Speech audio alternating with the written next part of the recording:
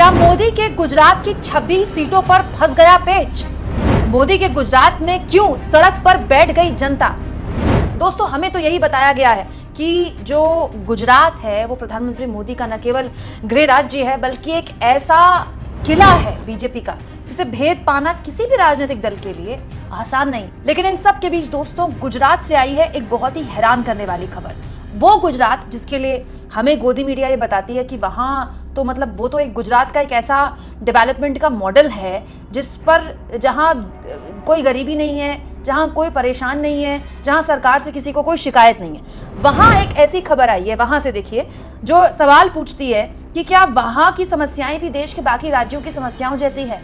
ये खबर बताती है कि 38 गांव के किसानों ने यहाँ चुनाव के बहिष्कार का ऐलान कर दिया। यानी कि 38 गांव के किसानों ने कह दिया है कि वो चुनाव में हिस्सा ही नहीं लेंगे, वोट ही नहीं करेंगे, एक तरह से बॉयकॉट कर दिया है चुनाव का। दोस्तों, गुजरात के भरूच जिले के करीब 38 गांवों के बीच जो वहां जो किसान थे, 1 लाख की संख्या बताई जा रही है। 1 लाख किसानों ने ऐलान किया है कि वो आने वाले लोकसभा चुनाव में हिस्सा नहीं लेंगे। लोकसभा चुनाव के बॉयकॉट का ऐलान किया इन किसानों ने।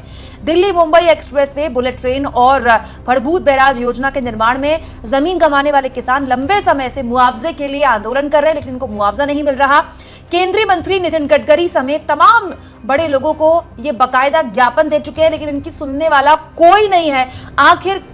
आखिरकार इन लोगों के पास कोई ऑप्शन नहीं बचा, कोई विकल्प नहीं बचा कि वो अब चुनाव के बहिष्कार का ऐलान कर चुके हैं। कितने शर्म की बात है दोस्तों, कितने शर्म की बात है। इसलिए नहीं कि ये गुजरात में हो रहा है, बल्कि इसलिए कि देश के किसी भी हिस्से में हो रहा है तो ये बहुत ही शर्म की बात है। अगर हम मदर ऑफ डेमोक्रेसी के नाम पर दम भरते हैं, दुनिया के सबसे बड़े लोकतंत्र होने का दावा करते हैं, तो ये किस हद तक की बेचारगी है एक वोटर के लिए कि वो लोकतंत्र का महापर्व जिसका इंतजार हर वोटर करता है कि 5 साल में मैं अपना सांसद चुन पाऊंगा और वो सांसद देश की सरकार बनाएगा, देश के प्रधानमंत्री को चुनेगा, वो वोटर कह रहा है कि मुझे वोट ही नहीं करना, क्योंकि जब मेरी कहीं सुनवाई नहीं होनी, बड़े बड़े सरकार के मंत्रियों तक मैंने अपनी शिकायत पहुंचा दी, लेकिन उसके बावजूद कोई सुनने वाला नहीं, मुआवजे के लिए लगातार सालों साल धरने देने पड़ रहे हैं, तो फिर इससे अच्छा है कि वोट ही ना दिया जाए। सोचिए, वोट की इन किसानों के लिए कोई कीमत ही नहीं बची है, जबकि लोकतंत्र में वोट से कीमती कोई चीज हो ही नहीं सकती, क्योंकि वही है जो लोकतंत्र को जिंदा रखती है। दोस्तों, ये है क्या गुजरात का वो मॉडल जिसको लेकर बड़ी बड़ी बातें 2014 के बाद से और उससे पहले भी लगातार कही गई। और उससे भी बड़ी बात, इस तरह की खबरें क्यों नहीं बनती? क्या ये खबरें इंपॉर्टेंट नहीं है? क्या ये 1 लाख किसान इंपॉर्टेंट नहीं है?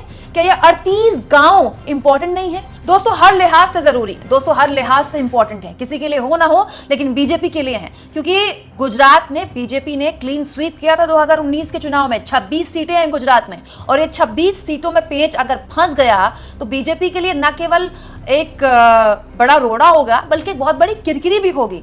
बीजेपी के लिए गुजरात सम्मान का सवाल है, वो चाहती ही नहीं कि एक भी सीट कोई दूसरा दल यहाँ पर जीते, इसीलिए गुजरात में क्लीन स्वीप करना बीजेपी के लिए जरूरी भी है और मजबूरी भी है। लेकिन आपको क्या लगता है कि किसानों के इतने बड़े स्तर पर लगातार विरोध करने और साथ में चुनाव के बहिष्कार करने के ऐलान के बाद बीजेपी के सपनों पर पानी फिर सकता है? और उससे भी बड़ा सवाल, किसानों के मुआवजे को लेकर जो देश भर से खबरें आती हैं, अगर वैसी ही खबरें गुजरात से भी आती हैं, तो फिर क्यों ना कहा जाए कि जो हालात देश के बाकी हिस्सों के किसानों के हैं वही हालात गुजरात के किसानों के हैं? तो फिर क्यों कहा जाता है कि गुजरात में हालात अलग हैं? आप इस मुद्दे पर क्या सोचते हैं दोस्तों? कमेंट बॉक्स में जरूर लिखें, और जितना हो सके चैनल को शेयर करें, सब्सक्राइब करें, और थैंक्स और ज्वाइन, ये 2 ऑप्शंस हैं जिसके जरिए आर्थिक तौर पर आप चैनल के हाथ मजबूत कर सकते हैं।